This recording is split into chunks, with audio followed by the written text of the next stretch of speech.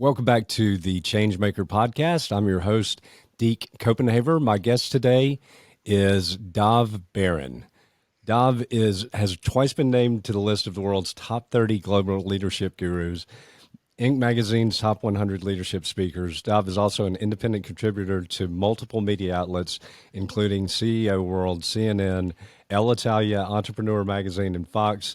Dov is the best-selling author of One Red Thread and Fiercely Loyal, How High-Performing Companies Develop and Retain Top Talent. He's also the host of Leadership and Loyalty podcast, as well as Curiosity Bites. And so, ladies and gentlemen, I give you who I have deemed the world's most interesting man, my friend Dov Baron. Welcome to the Changemaker podcast, hosted by Deke Copenhaver. Deke is the author of The Changemaker, a Forbes publishing book that has reached #1 on Amazon on multiple occasions and in multiple categories like management skills and total quality management. During this podcast, Deke interviews exceptional change-making leaders.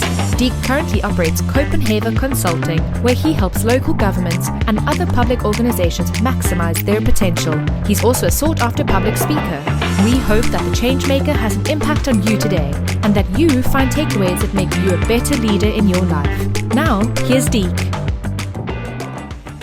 Thank you, Deke. It's an honor. Thank you, and I really do appreciate that. I'm not sure if that's true, but I appreciate it nonetheless. Thank you.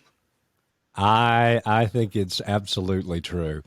But Dov, you have, for our listeners that don't know you, you have such an interesting life story. You've lived all over the globe. You're currently in Vancouver, Canada, I believe, about to move as well. Yep. With your lovely bride. But share a little bit about your story. Well, we only have a limited amount of time. Can we make this into a series?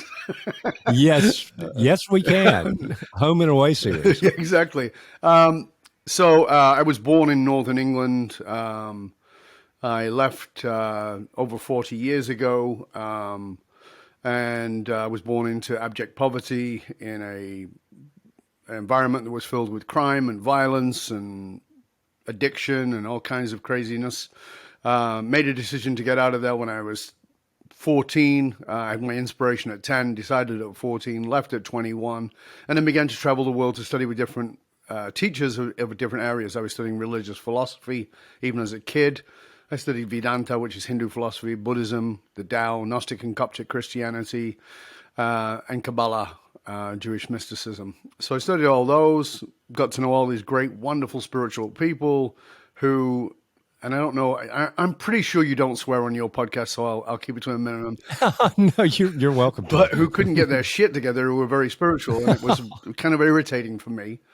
So I started studying psychology, and I studied Jungian psychology, became absolutely engrossed in that, and became a therapist. And during the time being a therapist, got irritated again with people who wanted to complain, moan, and whinge about things, but not do anything. So I started studying something called the psychology of excellence, which today is called leadership. But back in the late 70s, early 80s, that's what it was called. And so I started studying that, met some amazing people.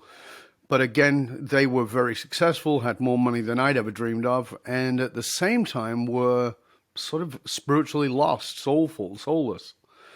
Then in 82, 83, I stumbled into the very early stages of neuroscience, and it wasn't much known about it in those times, but I was looking at how the brain responded to stress and how it responded to certain amino acids inside of the system.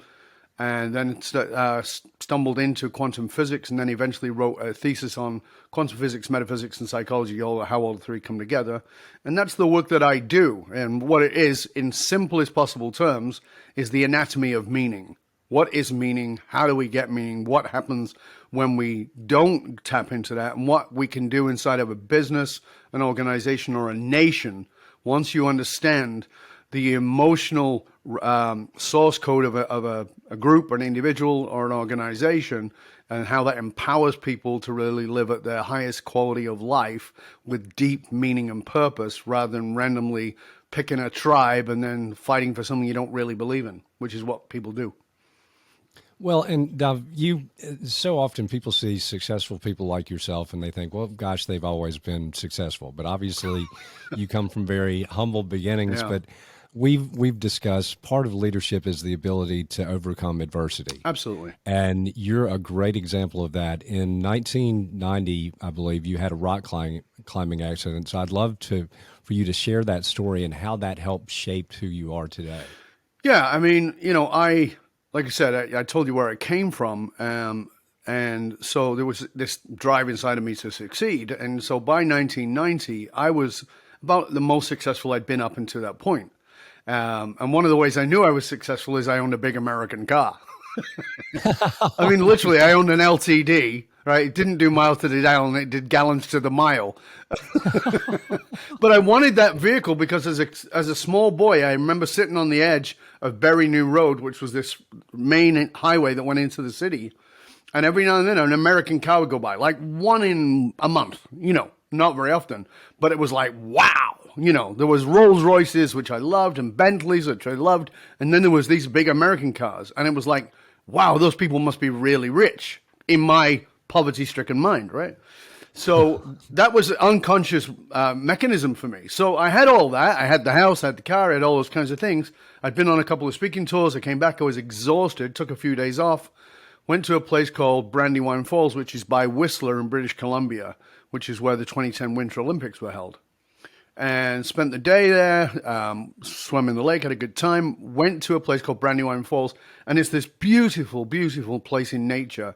It was June, it was a warm, sunny day, but it had been a wet spring, and we're looking over the edge. We're seeing this glacial waterfall that rushes down off the glacier at incredible speed and then drops 200 feet off the cliff into the basin, and it's just magnificent. But I was an adrenaline junkie. That was my sport, adrenaline. Anything that was stupid, I was in, right? Anything that was dangerous, I was in. So I said to my mate, let's see if we can get down. There is no hike, but we, jump the fence, hike down. We get to the bottom, and I can see the waterfall, so can he. And I say, let's see if we can get behind it. More adrenaline, right? Now, we're not dressed for that, but we've got to climb over mossy rocks and all the rest of it to see if there's a gap between the cliff face and the waterfall. And going over all the moss, we get there, we're facing 70-mile-an-hour winds that are coming off this spray. We get behind in a small gap, and I'm filled with negative ions, which make positive charge in the body, and I'm feeling like so powerful. And I come out on the other side, I'm feeling like Superman. And I say to my mate, like, let's, and I said, let's not hike back. And he's like, well, what are we going to do? Get the elevator? Joking, of course. And I said, no, let's free climb. Now, if you're familiar with mountain climbing, you know what that is, and you may be somewhat cautious of mountain climbing, but mountain climbers are trained, they have ropes, they have chalk, they have safety lines, they have a whole bunch of things to keep them safe. Free climbing, on the other hand, you have none of that. You have the right shoes, you have chalk on your hands, you have the right clothing. Free climbing while soaking wet, with the wrong gear on, is not moderately insane, it is totally nuts. Sign me up. So that's what we did. I began to climb. And 120 feet, which is approximately 12 stories, I reached for a rock. That rock dislodged a bigger rock that, bam, hit me in the face and sent me hurtling down at maximum velocity onto the boulders below. Now, when I say boulders, I mean boulders, not little rocks, not grass, not gravel, boulders. And I landed on my face, got smashed to pieces. And I could tell you the gory details, they don't matter.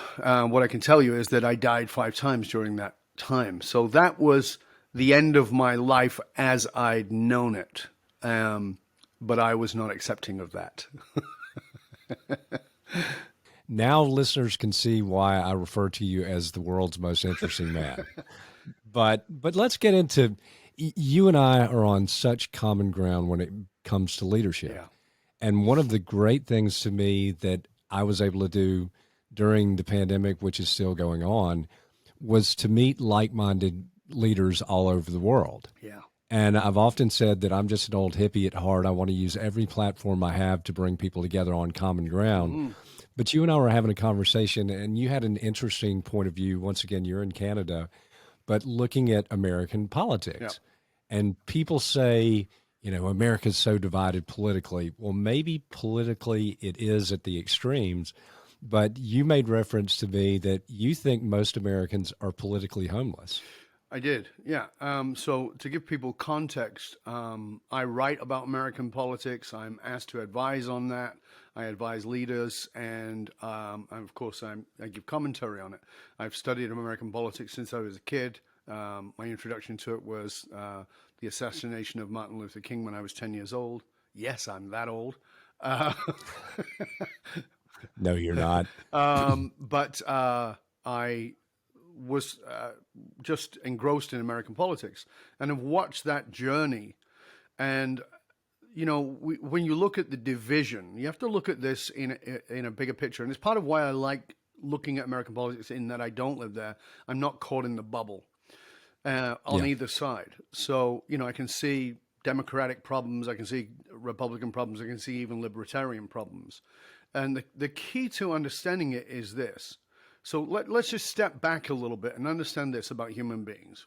Because as you said, as I talked about earlier, my specialty is in the anatomy of meaning and its emotional source code. So human beings are tribal. We are tribal. We need a tribe. We need a place to belong. But the problem is, and this is a huge problem, and the media at all levels, and I'm not talking about social media, I'm not talking about Fox News, I'm not talking about MSNBC, I'm talking about all media, newspapers, magazines, etc., podcasts even, have understand at some level that we need to belong. But what we do is we trade belonging for fitting in. Now, please understand, those two things are vastly different. So I'm going to give you a simple analogy. I want you to imagine that you have a closet and it's full of your shirts or it's full of your dresses or whatever it is, and you go out and you're somewhere and you find a beautiful new outfit and you bring it home. And you want to put it in your limited closet. You want to put it in a special place where it won't get creased. But everything is in there and it's packed. And you want it to fit in, so you shove it in. And now it's going to get all wrinkled and twisted, and it becomes distorted while it's fitting in. That's what fitting in is. You have to distort yourself. You have to disenfranchise parts of yourself. You have to move parts of yourself to the side to fit in. Belonging is a place where there's room for you in all of your glory, not so you're twisted and turned. We trade belonging for fitting in. And so we put some of our values to the side and we put and so why do we do that? Because we want to belong. But we're trading it for fitting in, and so as a result, we end up in these distant fractions, but that's not the truth of who we are. And I truly believe that Americans generally, when I speak to my friends who are American across America and across both sides of the aisle, when I boil it down, they're pretty much in agreement about what they want for America. And it's not all the craziness. They certainly have differing views on certain things, but they are politically and oftentimes, because of it, spiritually homeless. There's no place that they can call home. They go, yeah, I'm a Republican, but I don't like all this craziness that's going on the far right.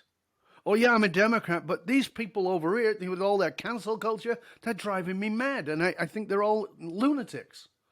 So it's this extremes of the lunatics have taken over the asylum. That's the problem. And I've often said, and I don't exist in a silo. I'm out there, and fortunately, my wife and I, even during the pandemic, have been to Charleston, South Carolina. We've been to Alexandria, Virginia, Columbia, South Carolina, just all over the place. And generally, I just like talking to your average man or woman on the street. Yeah. So recently had a book signing in Alexandria at the Hotel Morrison, arranged by our good friend Jane Bellmeyer. But I never spent any time in Alexandria. And I read before going up there that, that everybody needs to mask up, that it's just so bad. But when I got there, people were so nice. They had a situation where August is their slowest month for local merchants. So they closed off 3 blocks of the street. Diverse crowd. Everybody was wonderful. We met a gentleman from Ethiopia that was going through a naturalization ceremony the next day who was hanging out with 2 Army veterans. And I'm like, this is what society looks like to me. And I feel like, people want to, as you say, people want to feel a part of that tribe, and I think most people that I talk to, your average man or woman on the street, you're right. They're not extremists. No. You know, they're genuinely nice people, but I think to your point, all we see in the mainstream media and a lot of what's in social media and in politics are the extremes. And most people I know are just simply not extremists. But I think if you're in that silo and you just surround yourself with people who reinforce your point of view, that's a dangerous situation. Well, I speak a lot about cognitive diversity. You and I have spoken about that. Like, there's a lot of things about diversity and inclusion, and I'm absolutely in favor of them. But let's start with cognitive diversity. Let's put a room together with people who are on both sides of the extreme and everything in the middle. And we're Yep. not doing it for any other reason, not to convince anybody, but to have people listen to each other. You know, as you know, my second podcast is called Curiosity Bites. And it's because I believe that's the only cure for bringing people together, is we have to get curious about each other. Curiosity is the cure. It allows us to say, well, who are you? Not who are you so I can argue with it, but like, let me know what I don't know about you. And you know, the simplicity of it is this. Okay, let's just take this and think of it very simply. If you've ever watched a horror movie, you know, there's a scene in that horror movie, no matter what it is, where somebody is walking around in the dark, might be in a house or might be out in a field or something.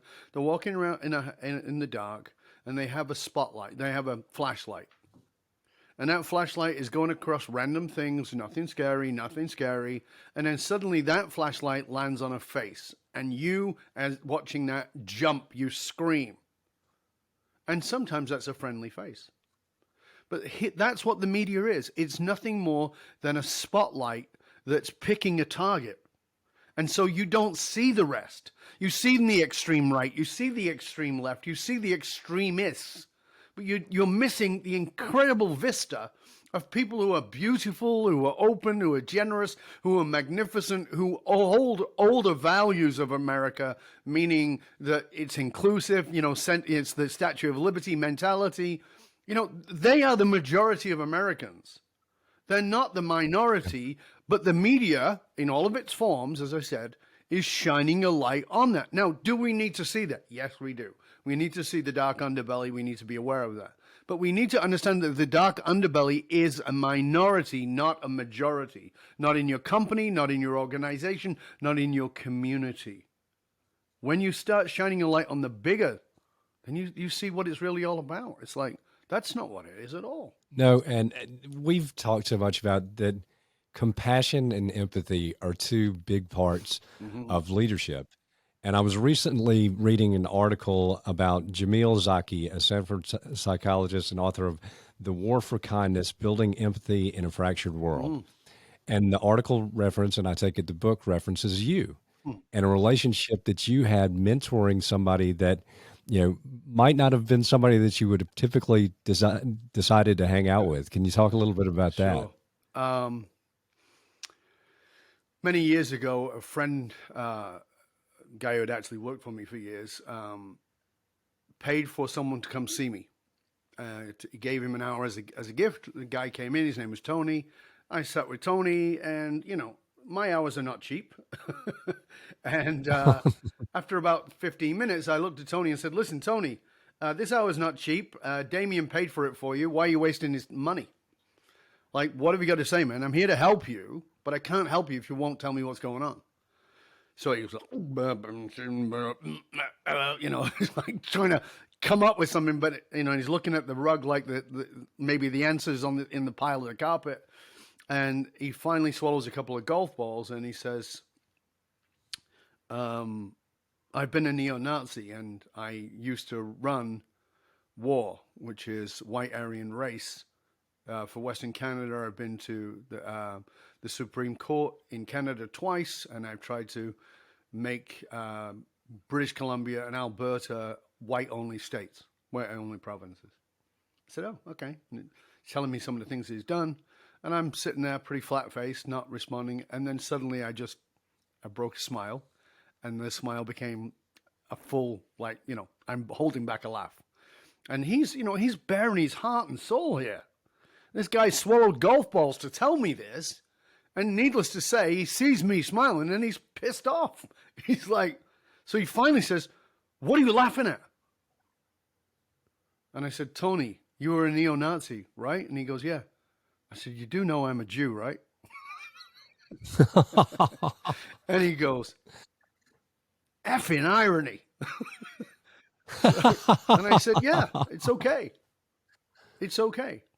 Now, when we went, he and I spoke at the UN in 2015.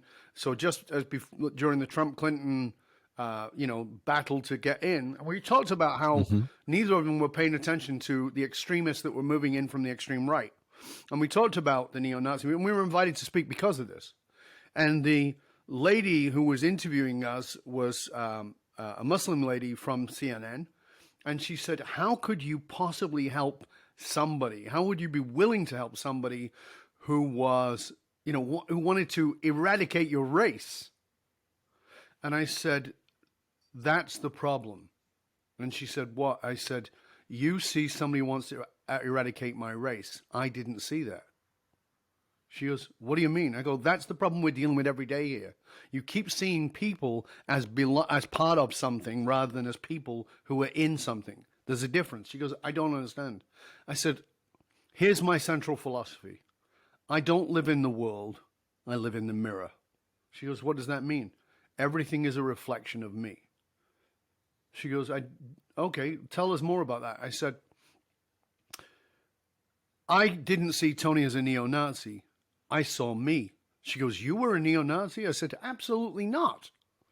She goes, I don't understand. I said, what I saw was a highly intelligent, highly articulate, very insecure young man. And I said, I can remember being that guy. I can remember being in my 20s and being that guy. I was really smart. I was really articulate. And I was really lost.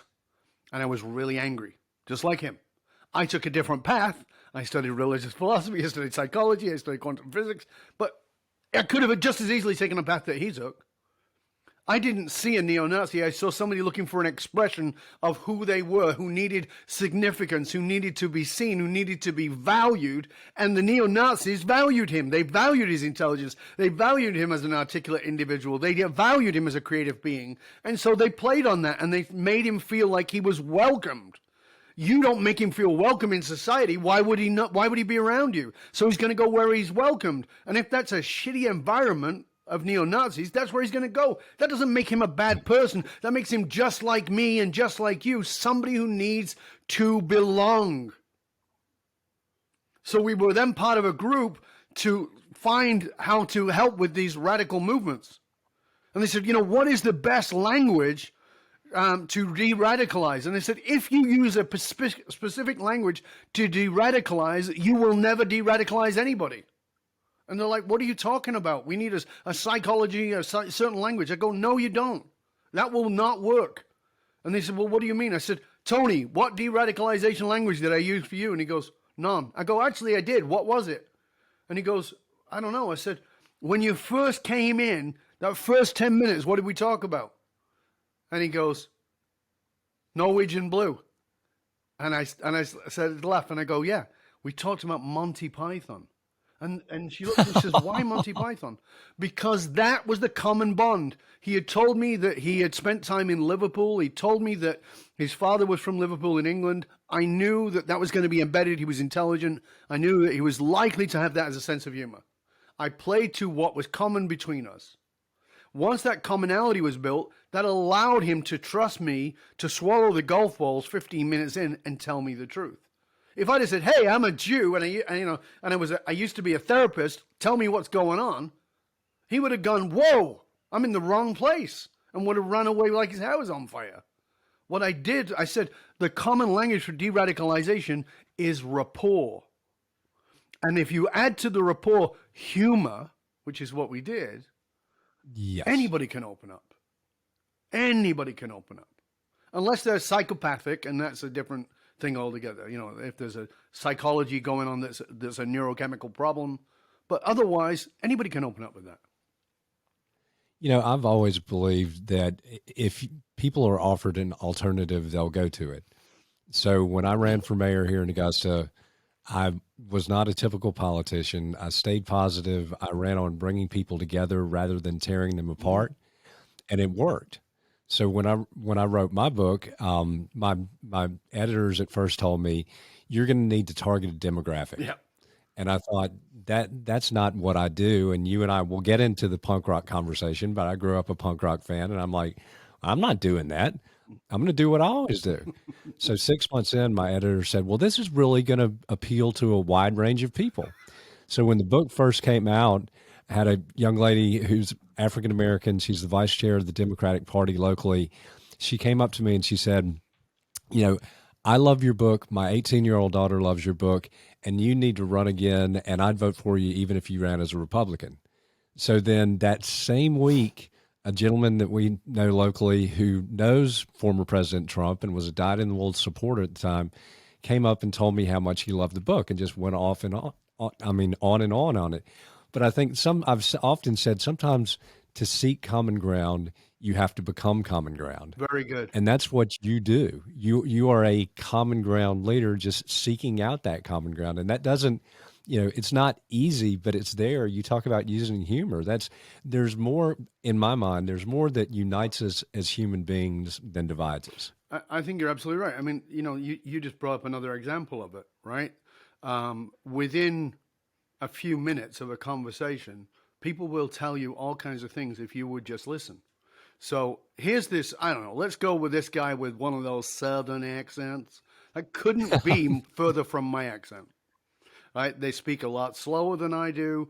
I'm from my natural speed of speech is faster than the New Yorkers. Mine's slowed down considerably. So I speak fast. I'm not from the South. I'm not from that Christian background or any of those kinds of things. What the hell have I got in common with a politician from the South who has a couple of corgis? Bugger all on the surface, And then within 10, 15 minutes, we're both talking about punk rock, right? We're both talking about our common ground around punk rock, right? Now, does Deke look like a punk rocker? No. Does Dov look like a punk rocker? No. You've got to be willing to go past what's in front of you as a visual response, or even in the first words. What do you find in there? You find in there really interesting things. A friend of mine who is an avid Trumper, I wrote this piece about Trump, and it was called Decoding Trump when he was first running. And he read it, and he goes, do you really think this? And he's a very pro-Trumper. And I said, I do. I said, this is the methodology he's using, and this is why, and it will work, and I think he'll be president. Here's why. And now, we could have gotten into a massive fight at that point. But guess what we found out? What we found out was he's a fan of Morrissey. Right?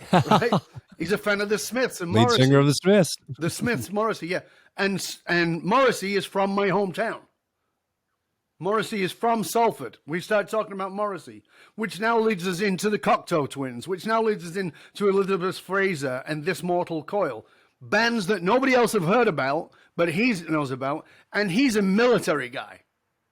Why? Because you gotta go below the surface. Be curious, and I don't mean just ask questions. That's stupid. Be curious. If you're asking questions, somebody's going to be right and somebody's going to be wrong. Be curious. Why is that? Oh, that's interesting. What else? And then go further and deeper. And you discover this Southern gentleman is a punk. He's not a hippie, he's a punk. And I'm like, yes, okay. Bring on Sid Vicious. Yes. Ooh, I love the Sex Pistols. But that's, music is a common ground issue. Mm-hmm. And I've often said, when you go to a concert, you're there to listen to the music. You're not there to talk politics. And we can agree that, we like the same sports team. We might not agree politically, but we both pull for, whoever it may be. So that if you seek that common ground, like you say, it's there. No, and I mean, we hit it off the bat, but I didn't realize you were a punk rock fan and a big David Bowie fan as well. And talk to our listeners a little bit about what you used to wear to Bowie shows back in the 70s. Well, I've been to 3 Bowie concerts. I went to Ziggy Stardust, Aladdin Sane, and the Young Americans tour. I went to Young Americans in Australia, but the other two in Britain. And I went, so here's another interesting thing. I went to Ziggy Stardust. Bowie was just breaking out. Mick Ronson on lead guitar. He was just sort of breaking through. It was the first national tour. And I went with a mate of mine who I worked with. My mate was a 6'3" skinhead. So, you know, looking like your average neo-Nazi. Skinhead, Doc Marten boots, you know, just the whole bit. And tough as nails. And we went to the concert together. My hair was vivid red. It wasn't red, it was vivid red. It was a full Aladdin Sane hairdo, spiky on top, long at the back. I had makeup on one eye. I wore a silver Lorex T-shirt and these lame pants. I mean, you know, people would go today. People would go, "What is your pronoun?" And I went with my skinhead mate, and we're standing in this concert. Me, this skinhead, and you know, God knows how many tens of thousands of people. And Bowie throws out his shirt. He takes his shirt off and he throws it out. And it doesn't quite reach us because we're close, but not that close. It doesn't quite reach us. And it lands just in front of us. And my big skinhead mate, who's not really enjoying the concert, leans forward, takes it off the guy, and looks at the guy. And the guy goes, "Okay, lets it go because this guy looks like he'd kill him." And he rips it and gives me a piece of the shirt. And I carried a Bowie piece for a long time. My brother stole it and sold it on me. But that's another story. But, you know, I mean, again, looking around that concert, who's there? Like you said, I think it's a great example. Look around a concert and you will find people you'd think, why the hell is this person here? I saw Neil Diamond in 1991. I saw Neil Diamond here in Vancouver. And I was standing there with my mate, and at that time I'm a big boy. I'm a bodybuilder, and my mate's 240 lean muscle, and we're both 5'8". So that's a lot of muscle on us, right? So two big boys standing there. We're standing there with his mom and dad, who are in their late 70s, with his mom and dad, with his niece, who's 9. And we look around, and there's silver hairs, and there's young kids, and everybody standing up and going, "Sweet Caroline, ba, ba, ba." That is people. That's people. They're not right or left. That's people. People are looking for something to come together on, and that's what I loved about you when you and I spoke when you were on my show. Is that's what your politics was about. They're looking for something to connect on, not something to divide on. And everything in the media is about showing them something to divide on. You showed them something to come together on. That's leadership. That's the distinction that we've got to get. Think about a concert and think about that band brought all these weird, wonderful, wacky individuals of every age, shape, form, and belief system together on a common ground called Sweet Caroline or whatever it is. Think about that. And then understand, what if you approached your political way of that? What if you approached leadership that way? What is the common ground? What is the place they want to come together? That matters. Okay. I did not know that you're a Neil Diamond fan, which I am as well. So in full transparency, I'm going to share my Neil Diamond story with you. My wife took, while I was still in office, I think it was maybe my 41st birthday. It might not even been that. It might have been, probably around 41. But we went to see Neil Diamond, who was awesome. I mean, this has been a number of years ago, but Solitary Man is one of my all-time favorite songs. But so we went to an Irish pub afterwards, and my wife told the band, "It's my husband's birthday, and he'd really like to get up and sing with you." So I got up and sang "Take It Easy" with the band. And so then when I was getting off stage, somebody said, "Ladies and gentlemen, the mayor of Augusta." And I was like, "Melissa, you know what? We're in Charlotte and nobody's going to believe them anyway. I'm good." Right. But once again, music bringing people together. And just to continue in that vein, I grew up and still am a big Johnny Cash fan. And one of the things that I loved about him was that in the late 60s, and you can go back and pull up reruns of this, but he had a groundbreaking variety show where he brought, Ray Charles. He brought people from every different genre. But I loved about Johnny Cash, he was friends with religious leaders. He was friends with people in prison. I mean, Johnny Cash was a common ground kind of guy. Absolutely. Yeah, I big fan of Johnny Cash. As you and I talked about it before. The only music I don't like is pop country. Everything else I like. Yeah. But huge fan of Johnny Cash. And one of his, I mean, I love his old stuff, but one of his final songs is it's on my top 10 of all time, which is Johnny Cash's version of Hurt. Right. Yes. 9 Inch Nails.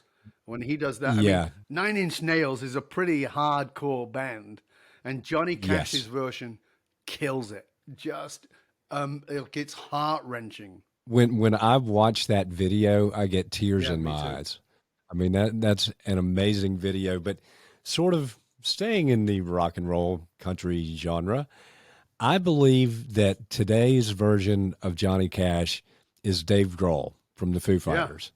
Because similar thing, he is friends with everybody. And I'm not sure if you're familiar with, they've now done a disco I've seen album it, yeah. called the DGs. Man, they're doing Bee Gees covers and they're just killing it. No, it was first when I saw it, I was like, what? Dave Grohl's doing this? And it was like, wow, it's actually good. I like it. Yeah, but here again, another common ground leader. Yes. But I've shared with people that leadership is about bringing people together and making them feel safe, secure, and included. It's not about dividing them and making them feel afraid, but fear is a powerful motivator. It's the most powerful. And we see So that I want people to know that at a biological, neurological level, the most powerful motivator in the world is fear. It's the reason politics uses it. It's the reason that corporations use it. The fear of loss is far greater than the fear of gain, than the anticipation of gain psychologically. So we'll do more to not lose something than we will to gain something. So a positive politician says, here's all we gain from coming together. And a negative politician says, here's what you're about to lose because these immigrants are coming in and taking this or that. It's not true, but it bypasses the prefrontal cortex, the part of your brain that you use to make rational, logical decisions, and go straight to the amygdala, which is your fear response. And it takes time for you to stop and say, is that true? But here's what I want you to challenge you to do, is to become cognitively awake, and that is you're allowed to react to anything as long as you journal about it and research it. But you cannot research it in the place you found it. So, you and I talked about this, Deke. I watch Fox News. And people are like, really? And I'm like, yep. I watch MSNBC. I watch CNN. I watch the BBC. I watch Al Jazeera. I watch RT. And a whole bunch of other ones that come from around the world. Why? Because I'm looking to see if the headline is the same, but the story's different, or if the headline is different, but the story's the same. Because a lot of the time it's nothing more than manufactured and sold across platforms just to get your attention. Tucker Carlson was taken to court because of the hyperbole he was using. And, his defense was, I am not news. This is entertainment. Nobody should take this seriously. That was his defense. And nonetheless, he's the number one show on Fox TV, and people watch him for a political opinion. It's not political opinion. It's hyperbole to get you into a fear state. Now, is he the only one? Does it happen on the left? Of course it happens on the left, just as much as on the right. But the problem with it is a fish cannot describe water. You cannot describe the bubble you're in. That's the advantage I have, and that's why I choose to not live in the United States and be a political commentator for the United States, because I know I would lose that if I stepped inside of it. Well, it's interesting. I feel like most people want peace. Of course. The majority of people want peace and security. But I've also come to realize, and you have to, if you're going to be a leader that tries to unite people, and which I'm trying to do through the podcast, through our relationship, through everything I do, just got into executive coaching, which I'm loving. But there are people and entities out there that profit greatly off of division. And what drives me crazy sometimes is I'm like, people through social media in particular, through media in general, they're just being manipulated and they don't even know it. And I'm like, I personally don't like to be manipulated. I don't think anybody would say, "Oh, I love being manipulated," but that doesn't mean you're not being. So, it takes a great deal of cognizance to pay attention to how you're being manipulated. So, here, I want to give everybody this question. It's one of the ones I use in my work, because as you know, I work with leaders around the world, not just corporate, but political, etc. So I say, okay, tell me something you believe about this problem, whatever the problem is, right? So they go, the right is too right or the left is too left. Okay. So I go, okay, so now here's the question I want to ask you to answer. And I'm going to ask you this when you're watching Tucker Carlson or Rachel Maddow or whoever it might be, right? Whether you're left or right.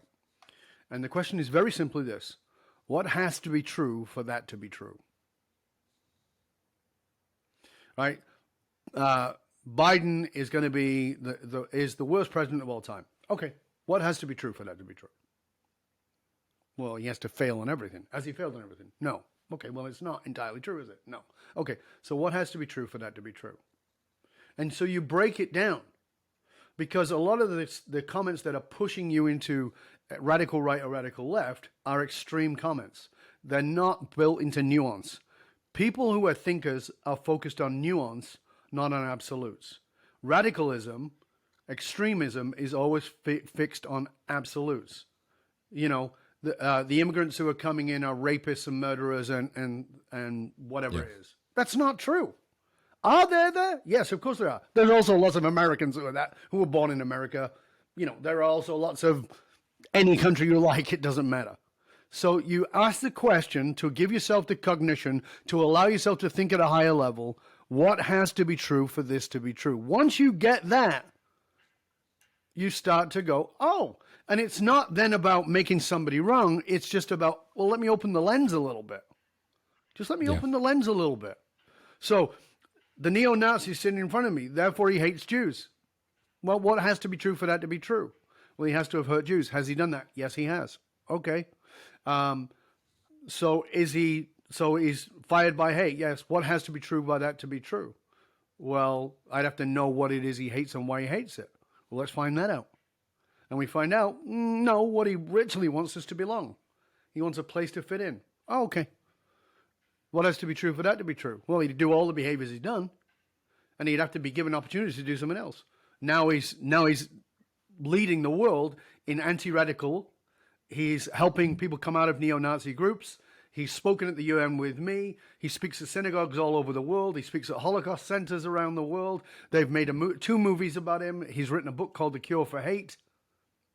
He's using exactly the same things he used in that radicalism into something else. He's just widened the lens. And that's what we all need to do. We all need to just widen the lens and go, hold on, they're feeding me this pinpoint because it's got a psychological trigger. Once you get that, it's like, oh, I get it. I'm not lighting that fuse. Piss off. But I just like to have my own experience, experiential learning. As I mentioned before, going to Alexandria, had I believed everything I read in the media reports, I was like, oh my gosh, we're going to go up there and people are going to mask shame us and it's going to be awful. Not true. But another example is last year I had a speaking engagement at the University of Texas, El Paso. So I'm thinking, as soon as we get there, I asked the Uber driver, I'm like, what's it like to live in a border town? And he said, oh, it's great. We have friends in Juarez. We love Juarez. And it was, there were not people, there was not an army on our southern border, waiting to invade the United States. No. But also El Paso has been named like the safest city of 500,000 people or over in the United States of America for 3 years running or something like that. But yet I was down, when I was there, I talked to a friend of mine and he said, where are you? I said, well, I'm about, half a mile from the Mexican border. Well, don't get kidnapped. And I'm like, I didn't feel unsafe whatsoever. But that's a great example. I mean, people are just, we buy into this nonsense all the time, and we have to stop. We have to stop. So again, I love what you just said there, Deke, and I think it's important for people to pay attention to it. Don't judge people by the opinion you've been given. So many years ago, I'm walking down Granville Street, which is a major street in Vancouver, with my mate, the guy I just told you about, the big bodybuilder guy, and we just left the gym. So we're actually still in gym clothes, looking a bit, bit rough around the edges, muscles sticking out everywhere, and we're walking down the street, and I see a guy coming towards us, and I suddenly recognize the guy, and I go, "Oh, hey, how you doing?" And he goes, "Oh, good." And we talk a little bit, but he's off. He's a little bit off. He's usually much friendlier with me, but he's kind of off. I'm like, okay, fine. He's in a bad mood, whatever. It doesn't matter. So I see the same guy again, and he goes, about 3-4 days later, and I said, "What was up with you the other day?" And he goes, "You." And I go, "Me? What did I do?" And he goes, "I can't believe you were hanging out with Richards." That's my friend's last name. And I said, "Why not?" And he goes, "'Cause he's an asshole." And I go, "What are you talking about?" And he goes, so he starts telling me all these negative things about him. I said, "I don't know who you're talking about." And he said, "Yeah, you do. You were with him. You were walking with him. You know exactly what I'm talking about." I go, "No, I don't."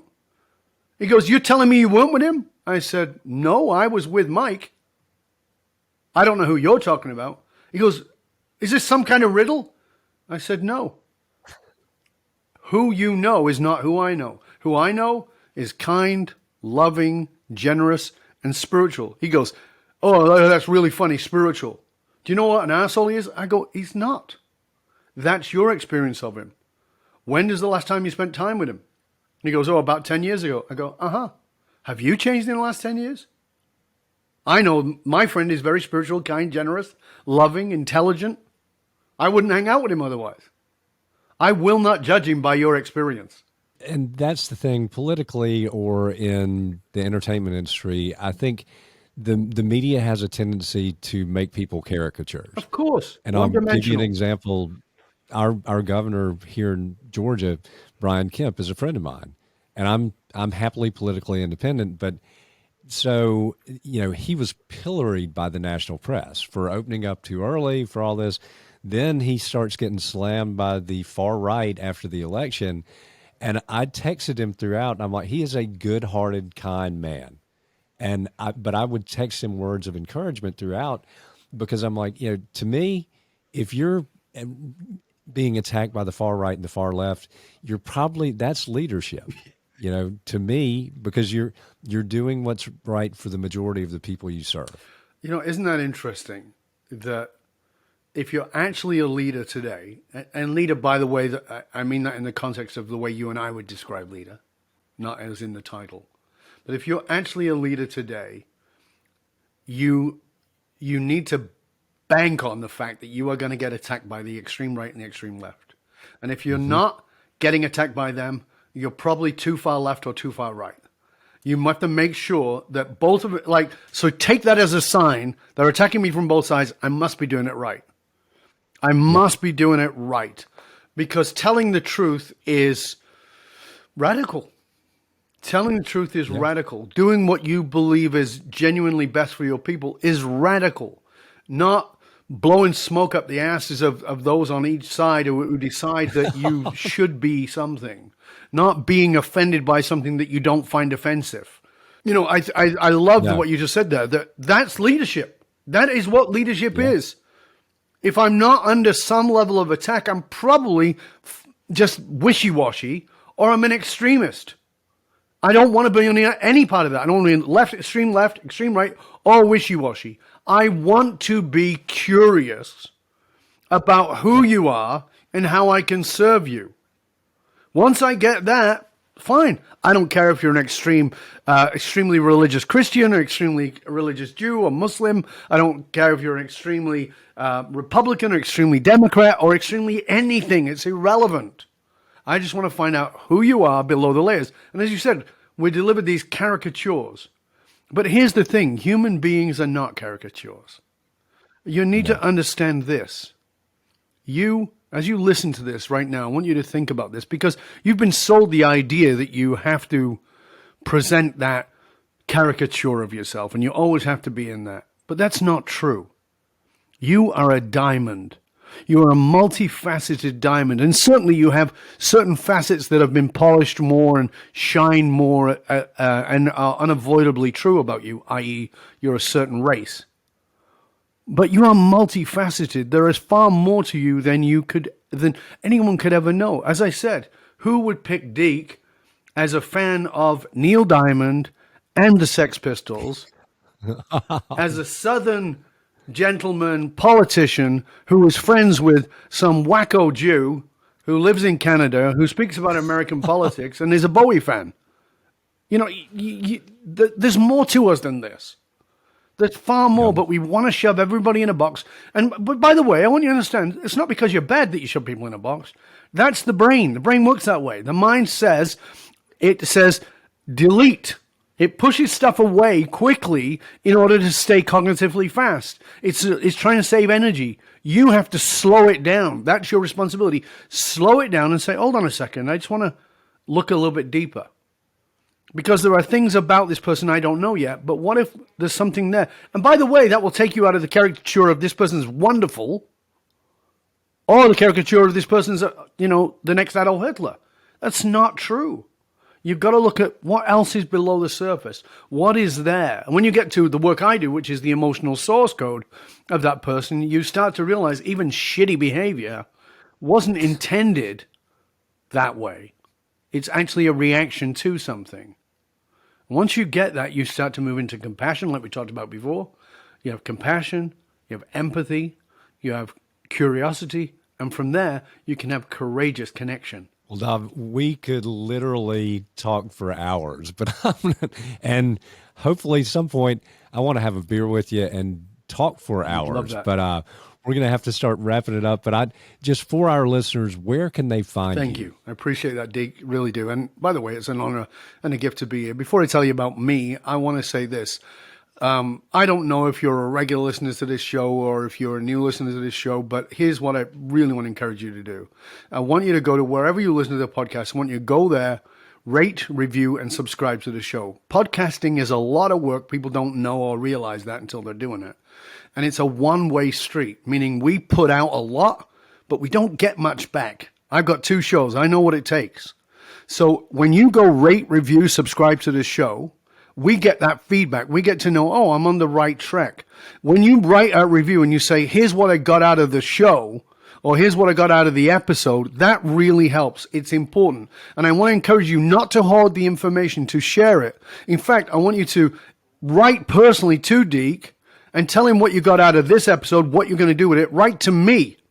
I'm going to give you my personal email, Dov, D-O-V, at DOVBARON.com, Dov at dovbaron.com. Tell me what you got out of the show. Tell me, more importantly, what you're going to do with it. And if I can help you, that's great. You can write to me and I can do that. But let people know about this. Share it with others. Don't hoard the information. If you want to know more about me, you can go to dovbaron.com. That's DOVBARON.com. Of course, you can find me on all the social media, Twitter, LinkedIn, Instagram, etc. Just look under Dov Baron. There's only me. If you Google my name, you'll get more pages you can possibly cope with. I've also got a YouTube channel with literally thousands of videos on for you that are absolutely free. There's 2 podcasts, which is Leadership and Loyalty and Curiosity Bites. You can find out about those. And, by the way, we also have an outlet on Medium. It's called Dragon's Den. And you can find my articles there. And you can find some articles by some other people who are quite well known and rather intelligent. In fact, there might be a guy called Deke on there somewhere. Anyway.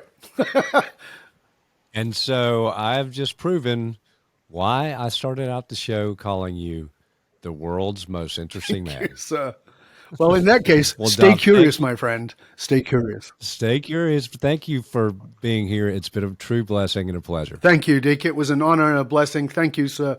I'm really grateful to be with you. Always a pleasure to be in your company.